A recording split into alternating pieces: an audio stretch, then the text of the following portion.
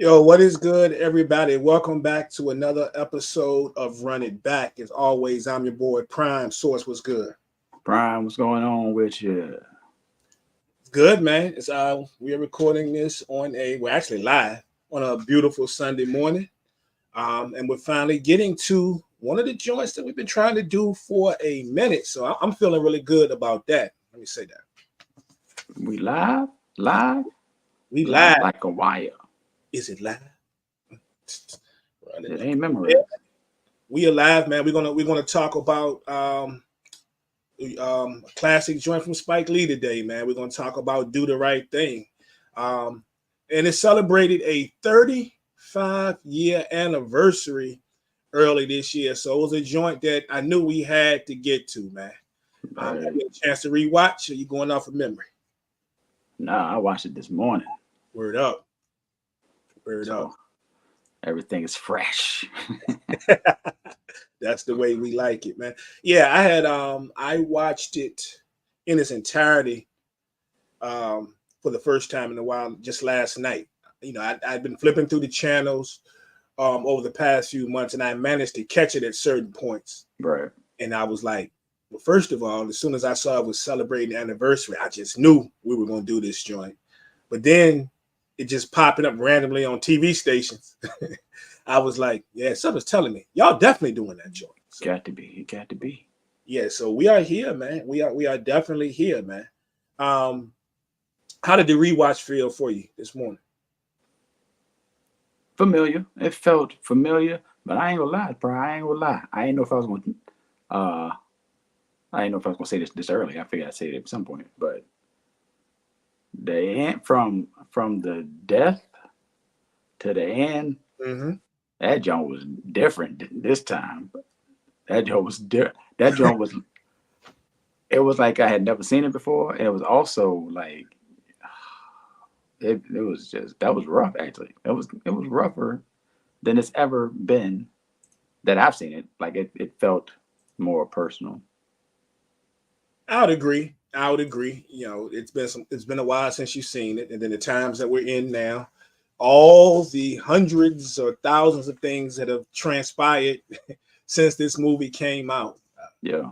Just the things that transpired in the last 8 years alone.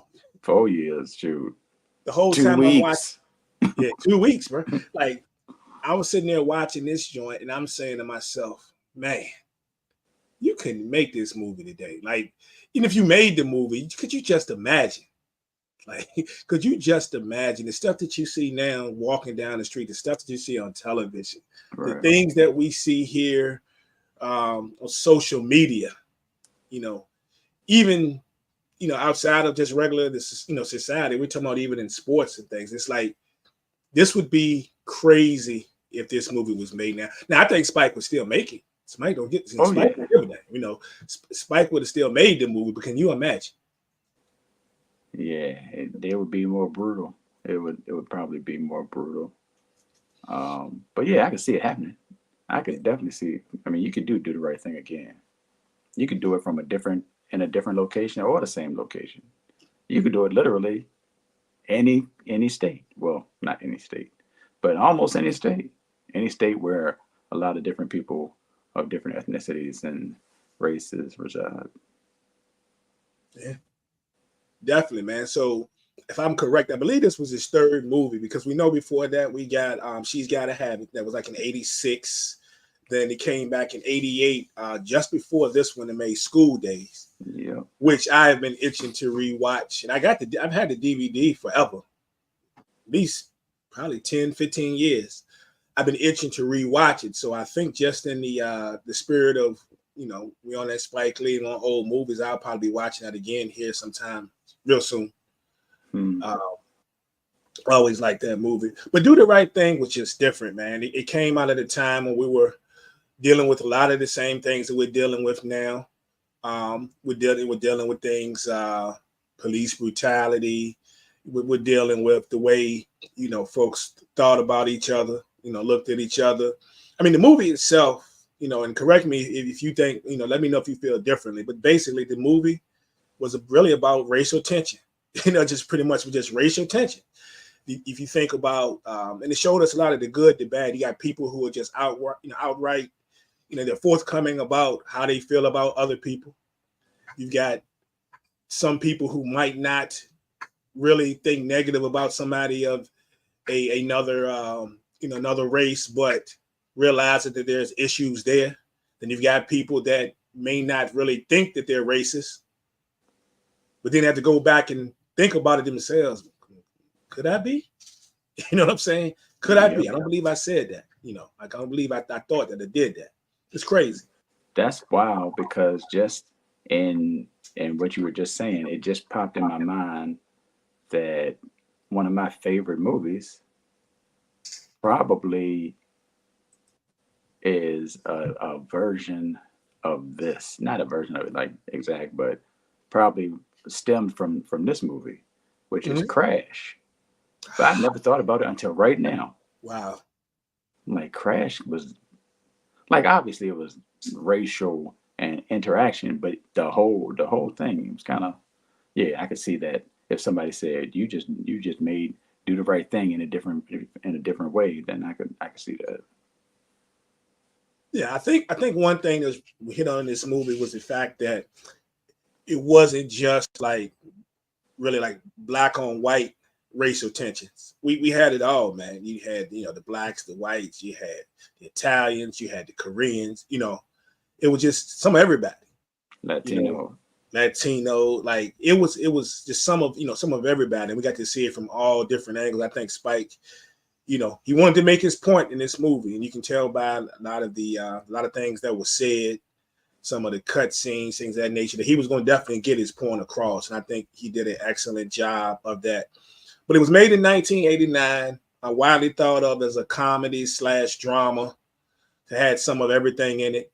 We got to see some of the actors, which we're going to talk about a little bit later, but at some of their earlier times, that might have been some people's first time seeing Giancarlo Stanton, even though he was in other movies. I kept him close to the hip, especially in School Days.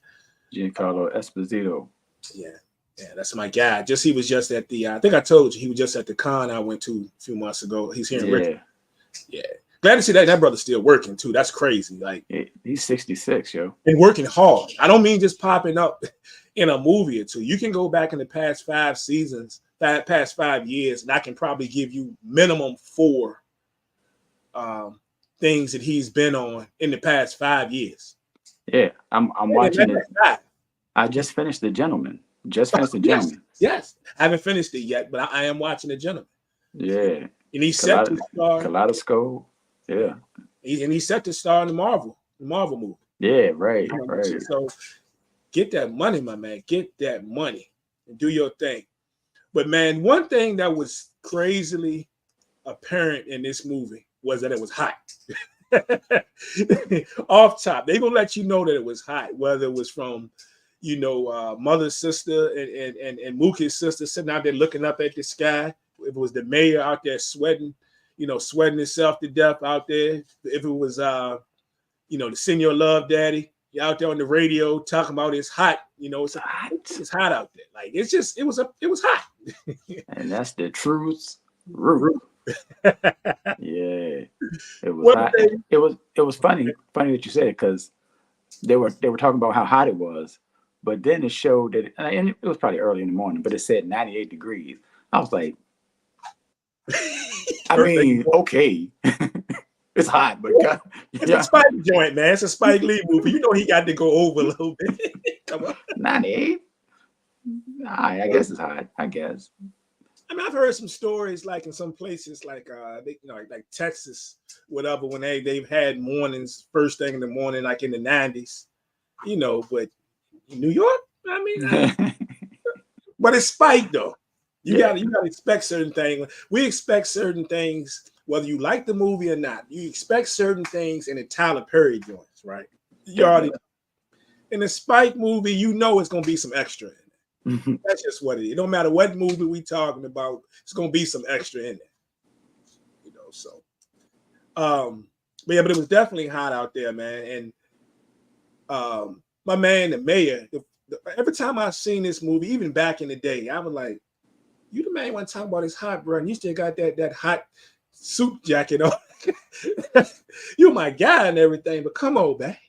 Come on, bro. Hey, you know, you see, we see the homeless rocking coats, Yeah. jackets, you know. So the outfit is the outfit. It is what it is. One thing for sure though, is you see the homeless, and not to degrade anybody that's homeless, but we see this all the time. I mean, I live and work in the area that you're gonna get a cold beer though. My man, the mayor, hot no, yeah, he was going there to get him a beer. He gonna get a beer. It might not be a Miller High Life like he won't. He was hot about that thing, boy. He said, "You ain't got no highlight trying to make a man change his beer." I'll take his Miller Lite. You can get it in here. You know what I'm saying? Yeah. You need to get it in here. You need to get that beer in here. You get some highlight. Like, why? How you gonna get it in here? Like, he gonna get in here right now? Like, what? Before you get to the counter, the beer just go up here. Like, what do you expect? What's kind of a theme though? Everybody want to get what they want, and it also they feel like because you here, you in our spot, you need to cater to us. You need to get what we want. So, we talk about the mayor, meaning we can get high life in here. One of the strong points of this movie that led to everything that went on was the fact that there was no black people on the wall in the pizzeria, where all the black folks, seem to love to go. You know what I'm saying? As my man bugging out Al, Mitch, he says in the movie, he said, "Look, all I see is black people eating in here. We need to get some black people on this wall." So one thing about us in our neighborhoods, where we want to get what we want, you in our spot. So that's how it's going. That's one of those points of contention, because you can argue that point, and then you could be Sal, and you could be like, this is my place. It don't matter where we are. This is my establishment, and I'm gonna do it the way I want to do it. What I'm gonna do. Ain't nobody making you come here. You ain't gotta come here. So the fire hydrant scene, man. You ever been outside and danced in the fire hydrant? You got out there in the water? Yeah, not too many times though. Not too many times, but yes, indeed. And on a well, we gotta assume, and I think it was 100 at one point in the movie, if I'm not mistaken. It showed 100, or Love Daddy said 100. But yeah, when it get like that, you get the cool down however you can get it. So if it's a fire hydrant, that's the way it is. Yeah, man, looked like they were having fun out there. One thing I didn't know, and again, we'll talk about the cast a little bit later, but one thing I did not know watching this movie, that the officers came out, and that was the one, the bigger officer actually ended up being the one that caused the death. Right. Towards the end. Did you know that was John Aiello's son? John Aiello that played Sam? Sal. Really? That's his son. No, I did not know that. Yeah, that is his son in there. So all these years, I just never knew that. Wow. I had no idea. I didn't even look at his face to even, well, I mean, I guess I wouldn't consider that probably. But yeah, that's all right. Yep, that is definitely his son. Also in this movie, there was another. I'm trying to think. There was somebody else somebody that played in this movie. I mean, that's Danny Aiello. But there's somebody else that played in this movie that had a son in the movie, or had one of the cops. So one of the other cops in the movie was John Turturro, the one that played the racist son that played Pino. Yeah. His brother was one of the other cops. Oh, yeah? Yeah. So Spike kept it in the family over there. You know how Spike do. Spike say, I deal with these people right here and these people only. When I go to my next movie, we're going to pack them on the bus. You move on. Next set. We're going to pack everything. Yep. Speaking of packing in the sets, man, I saw something I was watching when they were making this movie. And it might not be that big a deal to most film enthusiasts or film watchers or filmmakers, but the fact that they had to make all those sets. So like even down the Korean market, was a real Korean market. But Yeah, and they were saying there were people that actually would come to that area, you know, and it's people that visit movie locations all the time. I got a buddy of mine lives in Chester, and his thing is he visits when he goes on vacation. He makes it a habit of visiting old movie sets. Hmm. That's his thing. I respect him. I think that's a heck of a thing to do, man.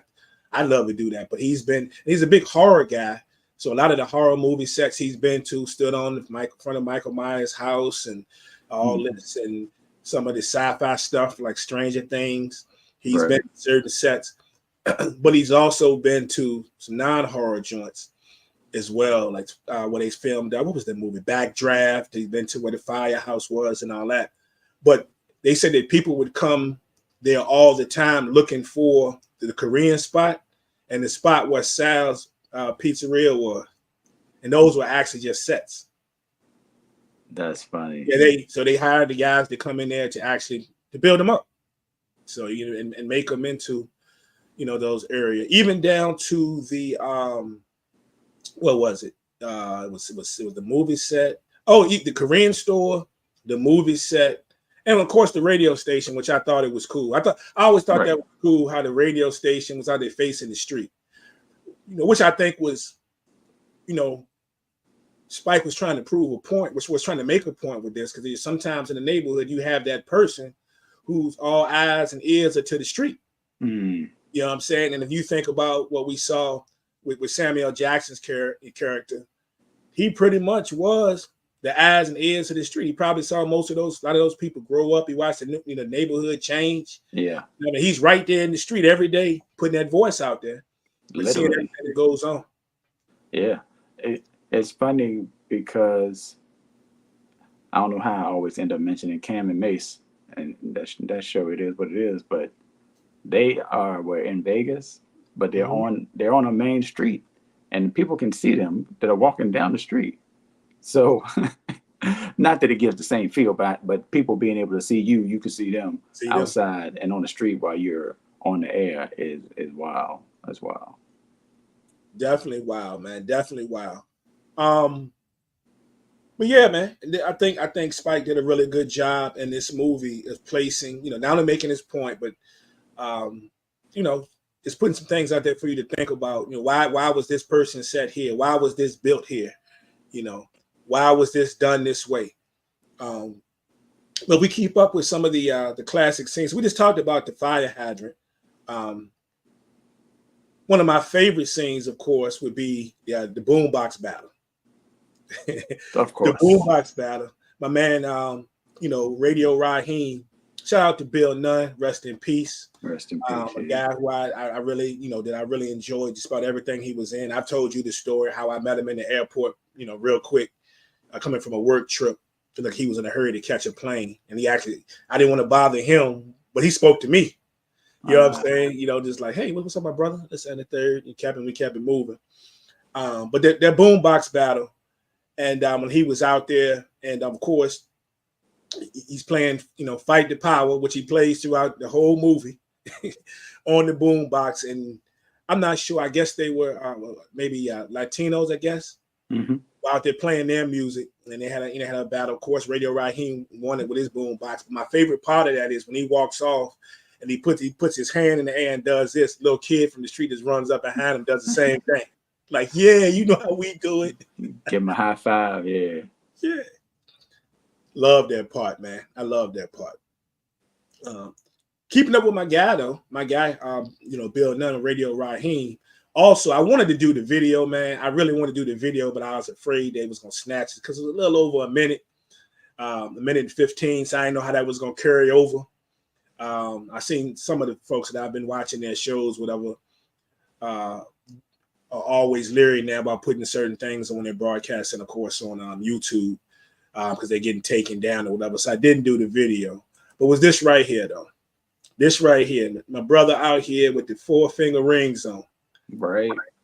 And he's telling the story, which I thought was very interesting.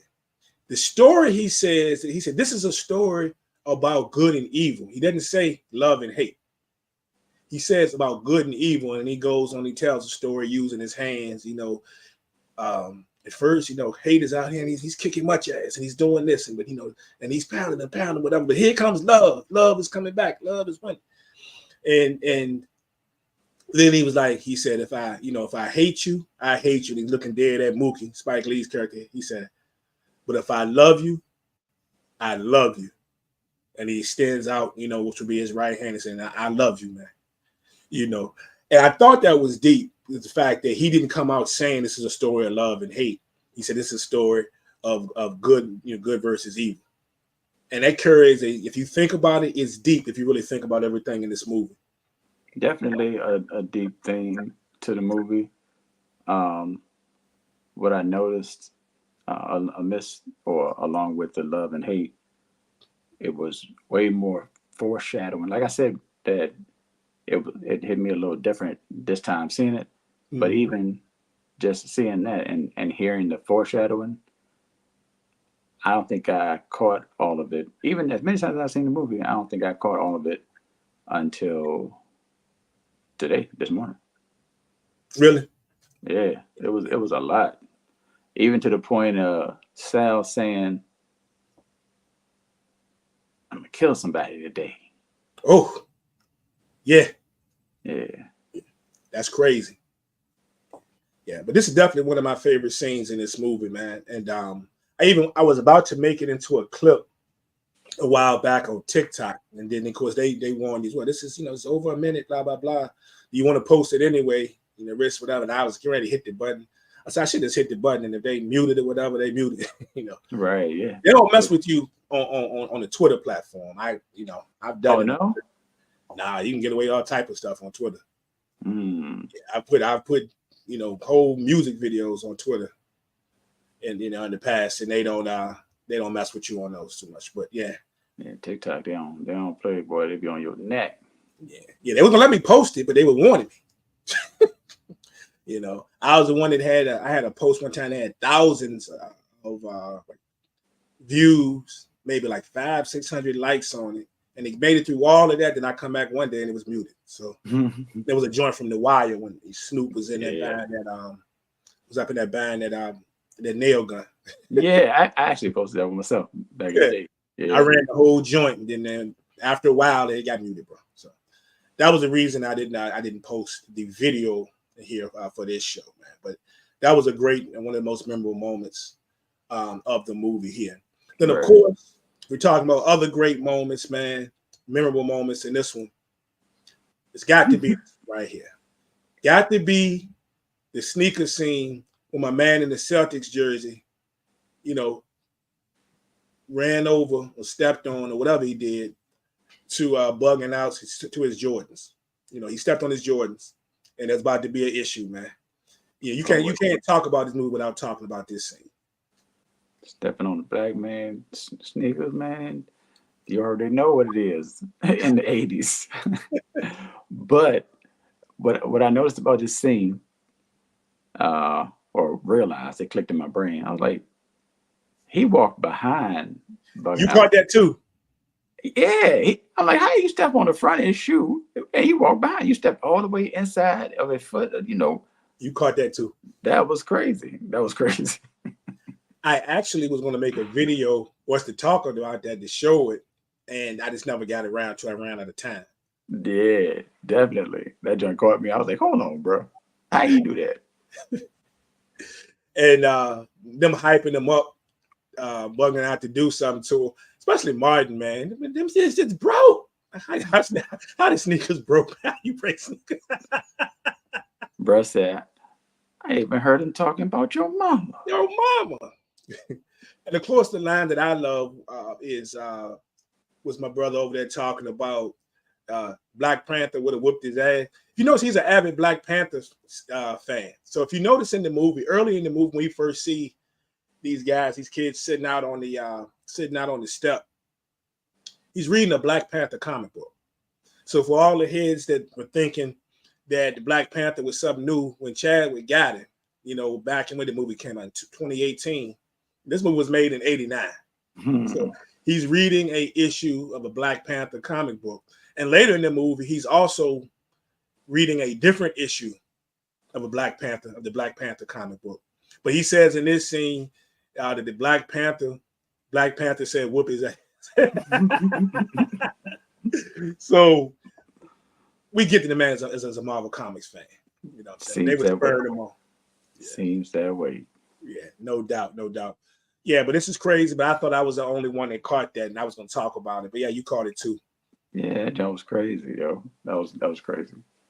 Let me tell you the sign of the times too, because of course this movie was in Bed-Stuy, so they're in Brooklyn, right? They're in New York. Did you notice all the different teams outside of New York that were mentioned or shown in this movie? So we got my man right here in the Boston Celtics joint. They tell him at the end of this, go back to Massachusetts. He said, well, I was born in Brooklyn. No.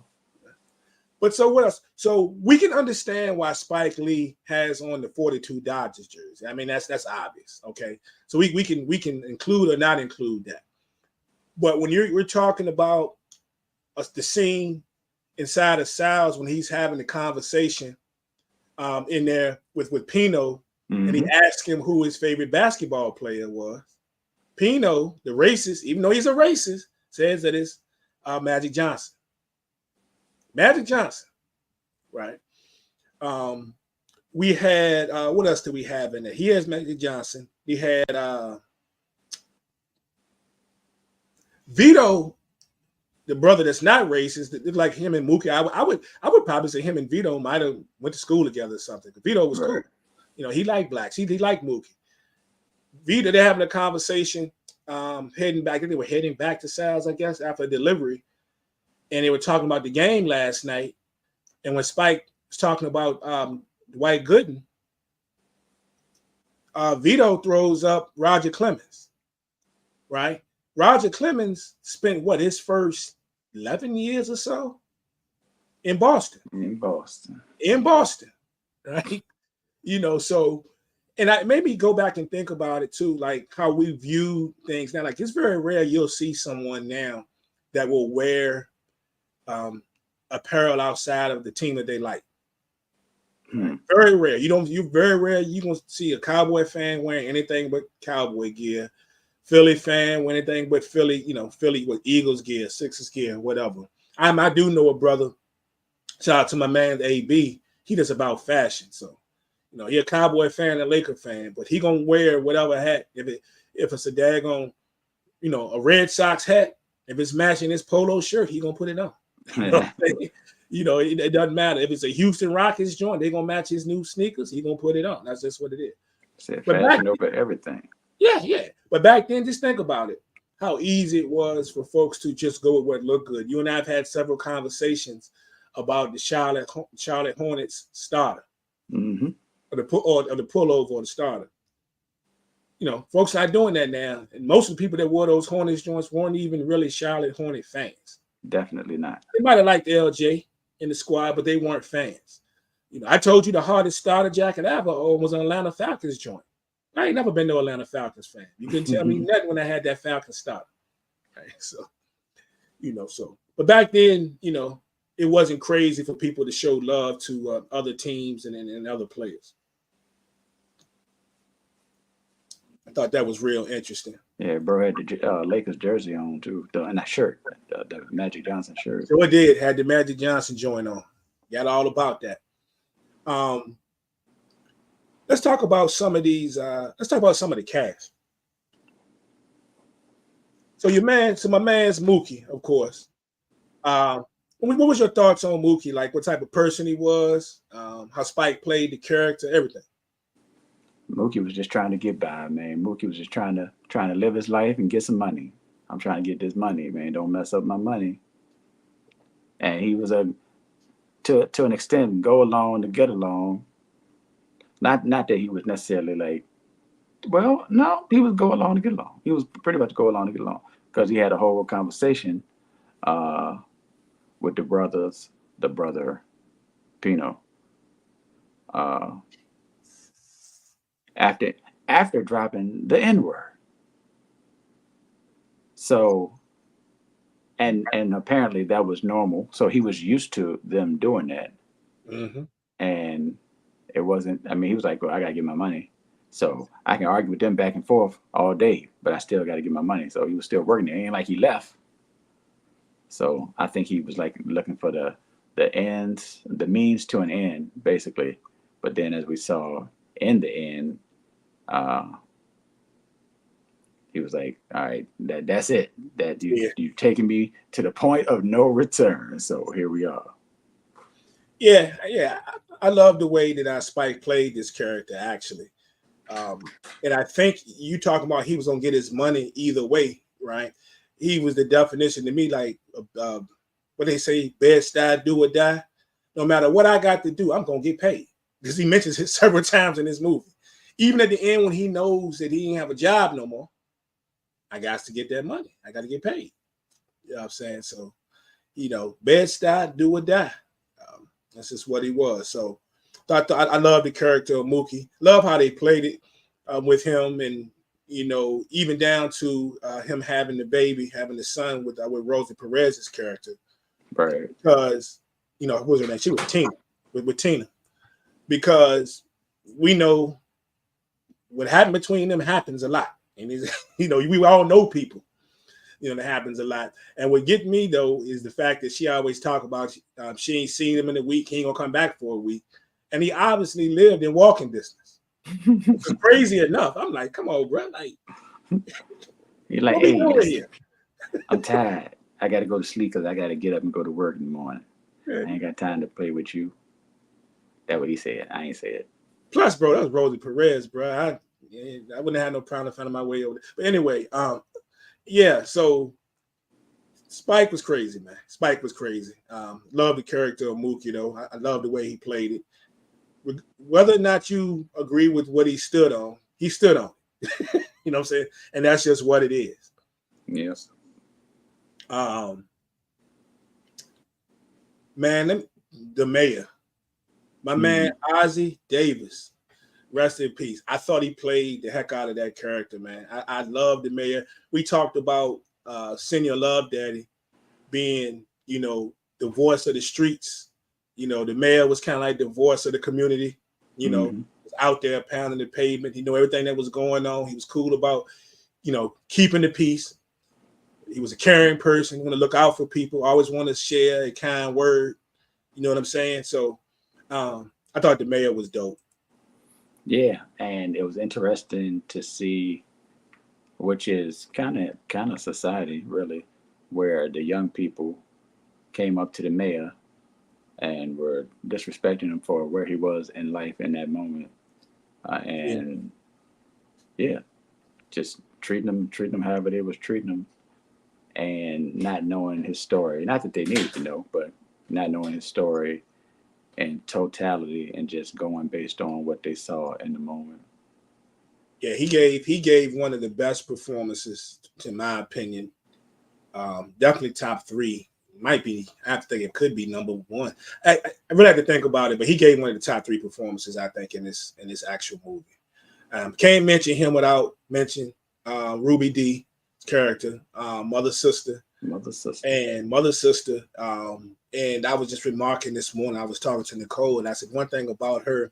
If you followed her over the years, and she had a long history in the business, man. She really did her thing. She was a beautiful woman, even up through her older days, man. Mm-hmm. And great actress. And I love the fact, I love the way Spike put them together in this movie, because a lot of people didn't realize that they were married. Yeah, they were married forever. Yeah. So yeah, they did about 9 films together too. It sounded like 9 films. Family that works together. Well, I ain't gonna say that because family that works together, that don't be crazy. But that's anyway. Yeah, so shout out to Ozzie and Ruby. Love the way he played them in this movie. Put them together. We talked about my main man, of course, already. My man Bill Nunn. Mm-hmm. It's the Radio Raheem. Can't have this movie without Raheem, without Radio Raheem. No Nonsense Brother was just about what he was about. I think one of my favorite scenes too is the love and respect he got on the street too, because he ain't bother nobody. He wanted to play his music and do his thing. But the scene when they had the fire hydrant. Yeah. and they stopped the joint so he could pass. You know what I'm saying? And do his thing. I figured they ain't want no smoke. He They ain't want no smoke with Radio Raheem. Like he won't rumble with you anyway, but imagine getting hit and when them 4-finger rings on too. Man, he had to speak, man. So shout out to him. Matter of fact, let me see how much you remember, how much you caught. So my man Radio Raheem, there was a couple of scenes in the movie that were prevalent. One of them is, what kind of batteries and how many did he go to the Koreans and ask for? Come on, bro. Come on. 20 D batteries. D. What's the name brand? I don't know what he said. I'm gonna guess Duracell. That was Energizers. D, mother D. What you say? C D. Who was it? Ice Cube. Ice Cube used a clip of the joint on our Death Certificate album, right? Yeah. Yeah. So shout out. Yep. 20D Energizer. When Radio Raheem went to Sal's, Yeah. how many slices did he ask for? 2 slices. And what did he want extra on it? More, put some more mozzarella or mozzarella. Sorry. Mozzarella on that. Mozzarella on that. Yeah. That mozzarella. Yo, dog, it's my guy right there. Shout out, man, to the great Bill Nunn.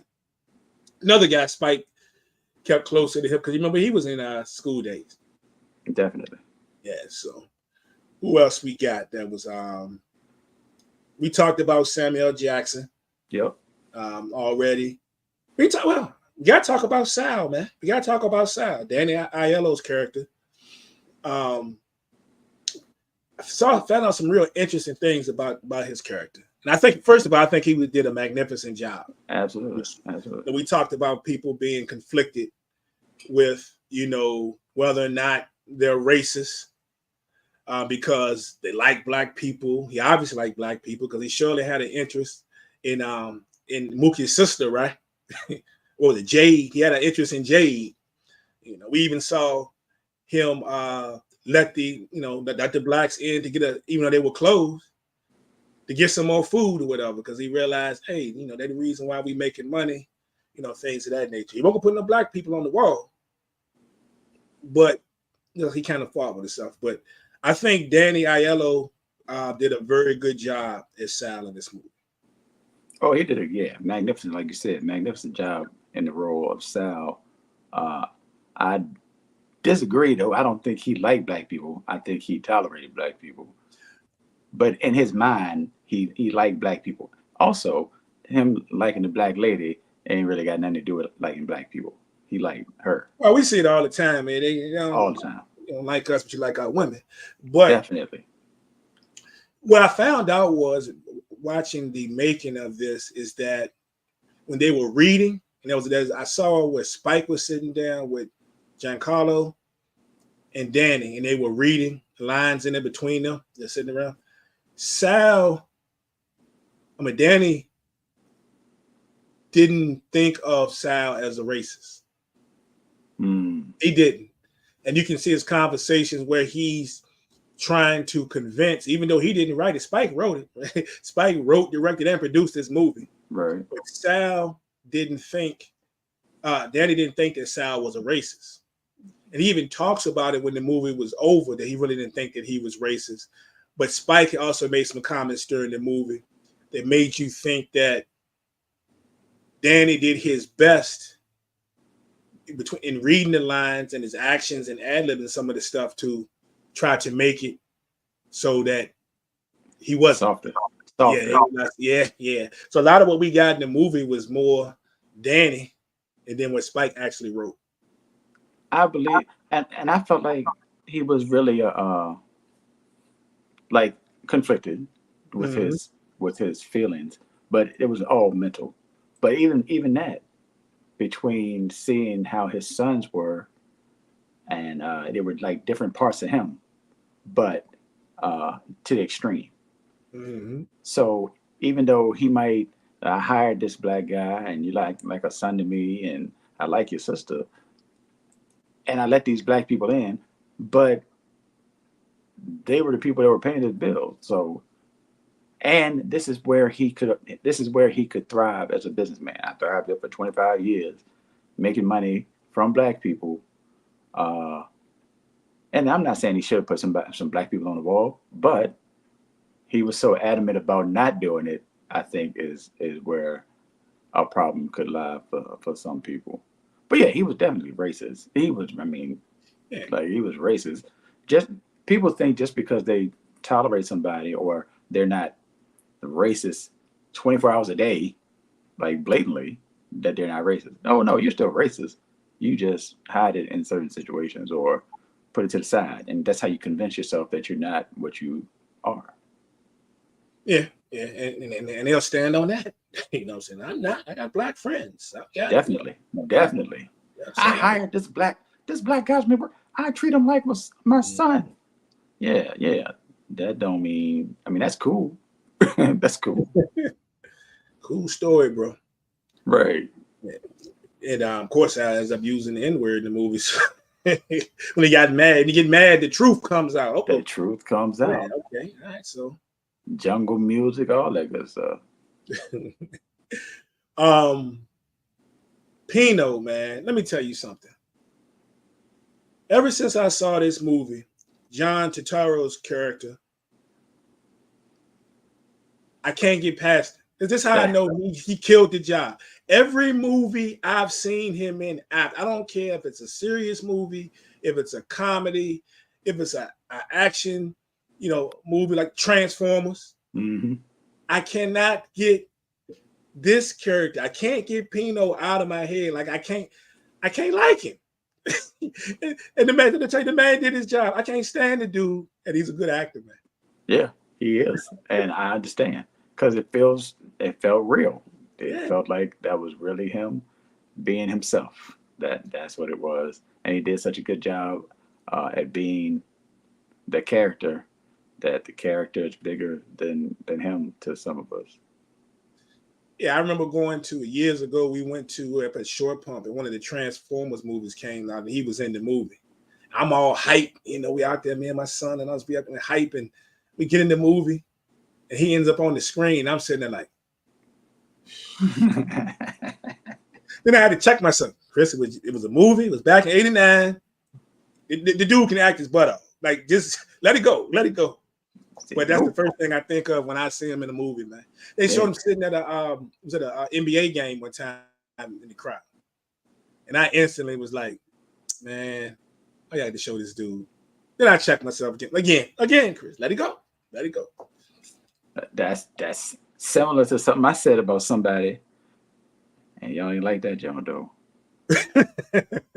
About Lala and He Got Game. Hey man, that's different. oh, that's different. Oh, that's different. I don't care if she can act or not, or act or not. Lala, ain't nothing wrong with Lala, but she good. She get a pass, bro. We mentioned Vito. Like I said, Vito didn't seem to be racist at all. He was crazy about Mookie. Felt he didn't like the way his brother talked about black folks. Like I say, their relationship, him and Mookie, kind of makes me seem like they might have went to school together. You know what I'm saying? They did something together outside of just work. They knew each other outside of just work. I just think I just think that he wanted to be cool with black people, and he liked black people. So not that they necessarily, because you find a white dude that likes black people. If you're in a white situation, Yeah. and you find a white dude that likes black people, and they kind of gravitate towards you, then somebody on the outside might look at y'all and be like, "Oh, they must know each other."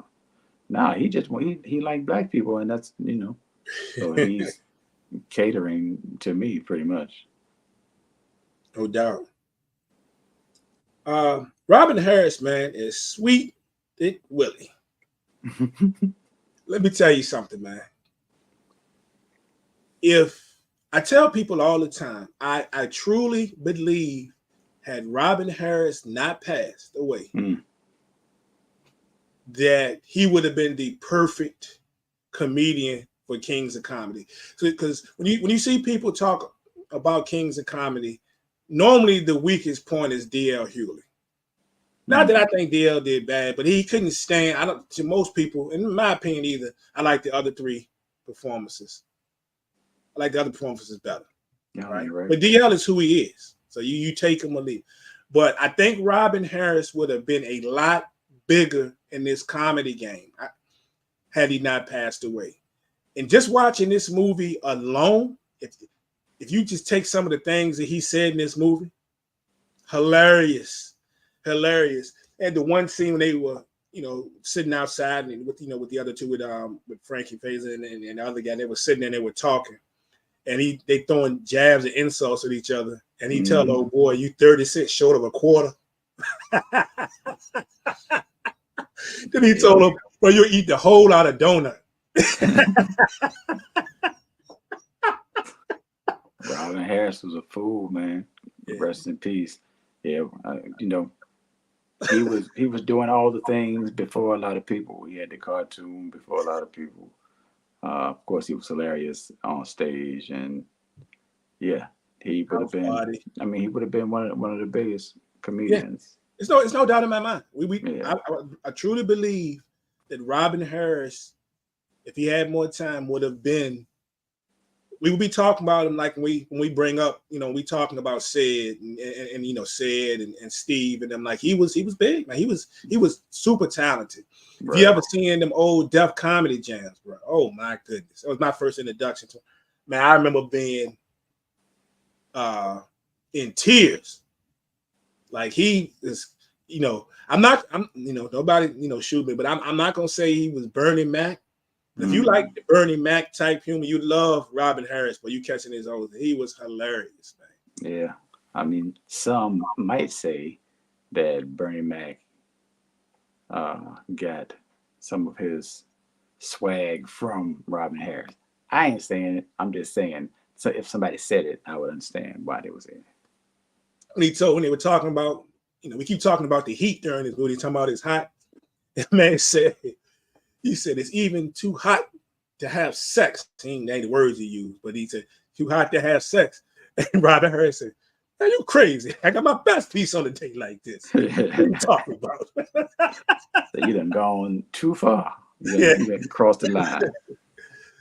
Rest in peace, Robin Harris. Truly, in my opinion, man, one of the best to ever do it. He just don't get the credit that he would have gotten. Shoot. This movie is full of rest in peace for real. Oh yeah. Danny Aiello. You mentioned Ozzy and Ruby. Yeah. Mm-hmm. A lot of folks, and probably some other folks that we're forgetting. Definitely. What else we got? We got Willie. Talking about the guys. Bugging out Al. My man Esposito. What's crazy about Giancarlo, right, is them being in this movie. People don't realize that he's black and Italian. He's black Italian. So, yeah, he was born in Italy. And I remember a while back hearing him tell a story, which was crazy, that a lot of black folks didn't rock with him when he was coming up because of his name. They didn't think he was, pure black. Right. A lot of the Italian side wouldn't rock with him because he had black in him. Guaranteed. Yeah, and then he said, so he ended up his growing up and hanging out mostly with Jews. Those got to be most of his homies were Jews as he was growing up. So what's crazy with him being in this movie with all the racial tensions and the stereotypes and things that we see is just the fact that he's in this movie. Yeah, and it was hilarious. Yeah, heavily representing the black side of the equation. Indeed. I think not that this ain't no big deal, but I think he was born because I just happened to Google his age a little while ago. I think he was born in like Denmark. I mean, he was born in Europe, one way or the other. Yeah, But I think maybe he grew up in Italy. It was something. But yeah, he grew up in Italy. yeah. But Denmark. I mean, I guess Yeah, Europe. They say you can get around to different countries in a couple of hours. yeah, So yeah, yeah. But I remember him saying when he was his time of being young when he was in Italy, he said that they didn't rock with him. and They didn't rock with him at all. that makes perfect sense. That makes perfect sense. You got the Italians or the blacks that rock. I don't think people like if you show people him from then and say, "Who is this?" I bet you a lot of people don't know. I bet you a lot of people don't know because I don't think they make the connection unless they hear the voice and maybe it clicks something in their brain. But just looking at him, I feel like they'd be like, "He looked familiar." But if you say, "Oh, that's the dude that was this character in this," they'd be like, "Oh snap!" Yeah, I could see that. I could see that. Yeah, man. Still in the game, doing his thing and doing it Heavy. strong. Heavy. Man, doing it strong. Like, never stop working. It's like we see all the time sorts of people, a lot of our favorite actors and actresses will get out here in these movies. I say, I'm glad they're still doing something. And we still might see them get, you might get one film, in 5 or 6 years, Nah, he's doing it heavy. Yeah. And got stuff coming still. Like, so that bank account got to be rocking. Can't stop, won't stop. It's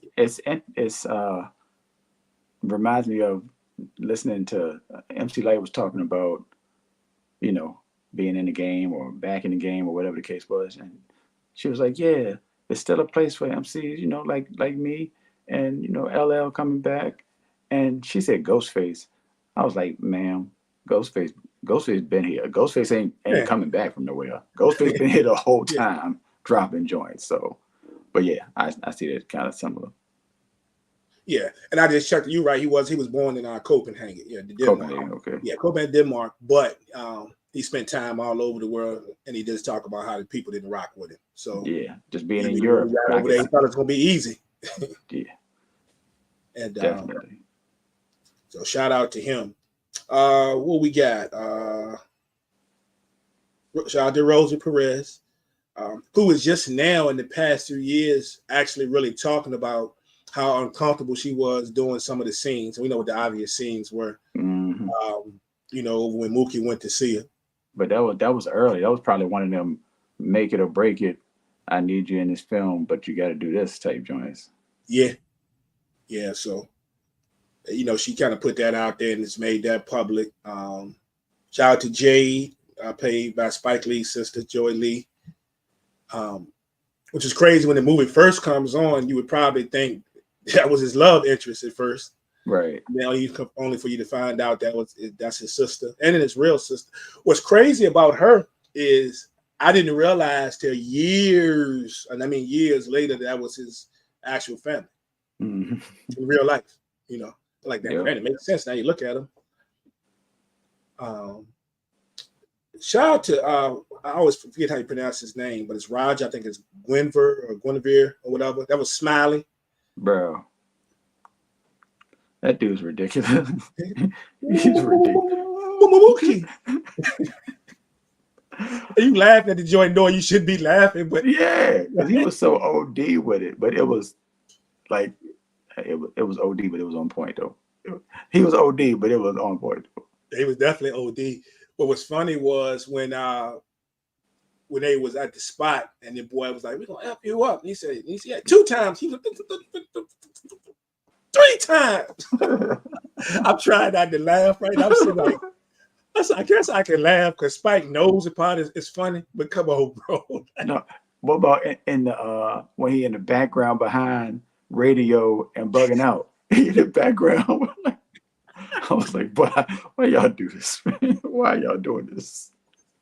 And it's crazy. He got everybody out this spot too, because he meant that place was going there. He set the joint on fire. He set it on fire and put the picture up at the end. And he got his picture on the wall. Yeah. Oh, that was. It's gonna be some brothers on this wall before this joint burned down to the ground. Every time I've seen him on something after that, whether it was he just speaking, or like on the show, I can't get past that moment. It was like he's speaking very fluently now, but it's just the fact of how much time do you have to really prepare for that part? Like, yeah, I don't.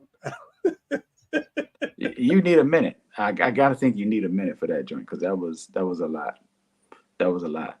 Plus, you probably laughing at yourself. Just yeah, people in the people filming, laughing like that. It's a lot going on. It's a lot going on. When I Yeah, see but, him, I think of this, but I still think of All About the Benjamins though. oh yeah, yeah, yeah about that. The really super quick shout out because he didn't have a big part in the movie, but the actor himself, Frank Vincent. A lot of people, if you don't know who Frank Vincent is, but you've seen a lot of gangster movies. He's usually playing in a lot of gangster flicks, but he was the guy in the car. He was the guy in the car when he told me this car better not get wet. And of course, they soaked that bad boy, convertible and all. Had to give him a quick shout out, man. Definitely, he played that part too. He played that part. Martin Lawrence, his name was C in the movie. Like you think about, we go back to the 80s and early 90s, and you think about Martin, and we know he was a comedian, but there's always something wrong with him. Like in this movie, he can barely talk. You know what I'm saying? Like, but it was broke. You know what I'm saying?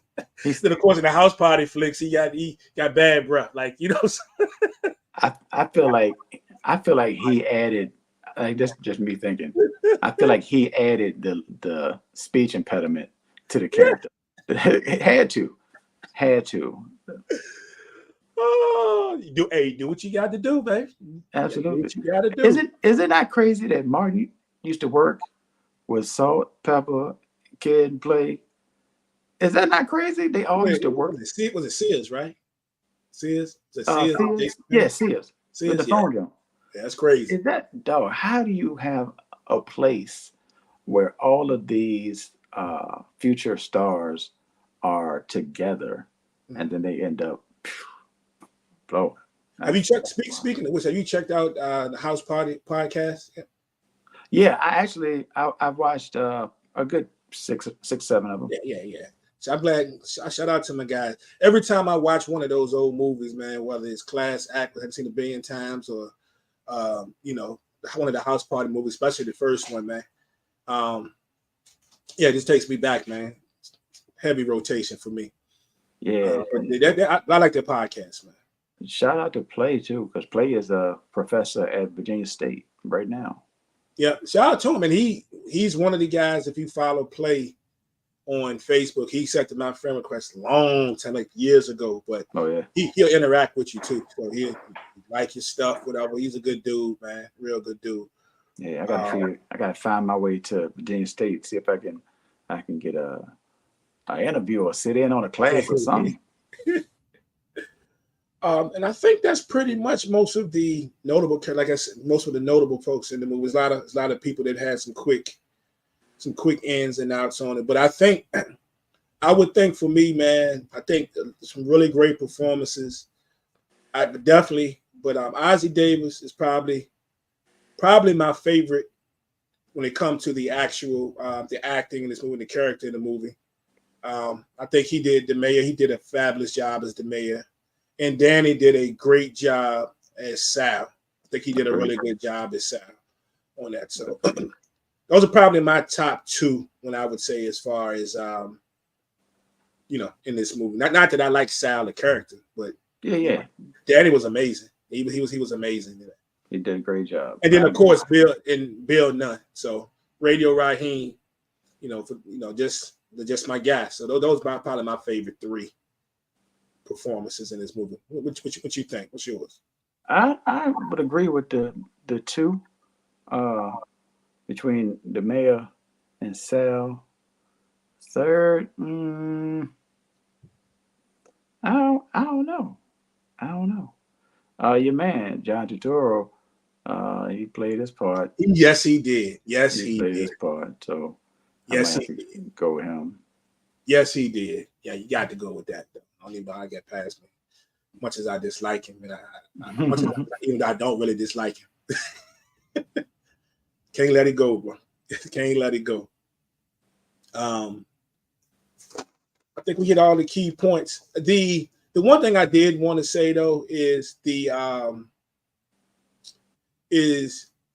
Koreans, right? You gotta take your hat off to the Koreans, man, because they took a lot in this movie, a lot of unnecessary. even my man when Robin Harris's character, he actually defended him, but then when it went across, he go there, send me a beer, and he went over there and talked smack to him and went on back in the store. But then he had told us, some of y'all ain't gonna get me to turn on these people. These people, you know what I'm saying? Right. They're doing their thing, you know. And then of course, towards the end, they's about to get their spot run up on. And of course, you know, they you know, your boy the mayor and all of them kind of like, yo, you know, they good. Yeah, y'all, they good, let it go, you know. And they held them back. So, but it's got to show the Koreans some respect in this movie, man. No matter how they really felt about black people, they know that's what my money is. I'm right. It's like Sal talk. You talking about Sal being in the hood? Mm-hmm. That's what the money. They know that's where the money was. You know what I'm saying? They just wanted to go in there, go to work. You know what I'm saying? Sell you bills, sell you some batteries, and go home. That's all they wanted to do. That's it. That's all. Yeah. You mess with nobody. I agree with that. So I think that's about wraps it up. You got anything else you think we need to speak on this movie? Oh man, it's a great movie. Still great. Yeah. To this day. But like I said, the end was crazy, yo. The end was crazy. Yeah. And if you haven't seen it in a while, just watch the end. Just watch from Radio Raheem in the pizza shop, arguing with Sal to the end. You know, it's tough. Indeed. I think it's a really good movie, man. Matter of fact, you know, if I was putting it on our 5-beer scale, I'm still taking into account when the movie was made. You know, a lot of stuff is, like I say, is to me different now. You know, folks they said payphones in this movie. You know what I'm saying? Mookie, they're talking to Tina on the payphone. So you gotta take into account when this movie was made. But like I say, I thought it was, you know, indicative of the movie Spike Lee had already put out. It was the movies he would continue to put out. So I didn't expect anything different. I think he did a great job of individualizing a lot of these characters, you know, get them to make their point. You know, again, the mayor, you know, what he meant to the community. We Senior Love Daddy, what he meant to the community. Name a movie that we see that's dealing inside of the city or the inner city, and we don't have that lovable character, or at least that one character that everybody knows, or might be a gem in the community. And I kind of felt like that's the way Mookie felt about Mother Sister, and his sister felt about Mother Sister. You know, we know the way the mayor felt about it. He didn't bought flowers, and all that. So I think that he got his point across with each individual character. So I think he did a really good job with this one of his best movies. So for me personally, taking all that into account, man, I'm not gonna say it's the greatest movie ever, but for my taste, I'm giving this movie a very strong 4. I'm gonna take 4 beers. I'm gonna take a half, so I take a shot. That's just the way I feel about it. I think it's a strong movie, and it doesn't hurt that Public Enemy is ringing throughout the movie. It doesn't hurt at all that we get to hear Fight the Power in this one. So yeah, 4.5 for me, from the 4 beers and a shot. I was gonna say the exact same thing. Exact same thing. 4.5 or 4 beers and a shot. Shout out to Spike Lee, and definitely wanted to mention Public Enemy as being the soundtrack to Spike Lee, specifically this movie, and that particular song, Fight the Power, became a movement, and kind of introduced blackness and being proud to be black to a lot of younger people, for real. Word up. And that's it, y'all. Run it back. Do the right thing. So and that's how we feel about it. How you feel about it? feel free to let us know. We'll post this in our Facebook group, the SBP. Come on through. If you're catching this on another platform, you can come on over to the Facebook group. You can also find us over on YouTube at SBP TV. It'll definitely be there too. So, but we have a lot of fun in our sports group. You know, this is one of the things we talk about. We also talk about sports, you know, television, all that, hip hop. So come on through. And yeah, we about to ramp up football coverage. So yeah, we about to do that on the next one. So we appreciate it. This was a great movie, and believe us because we said so, and that is the truth. Ruth, we out of here.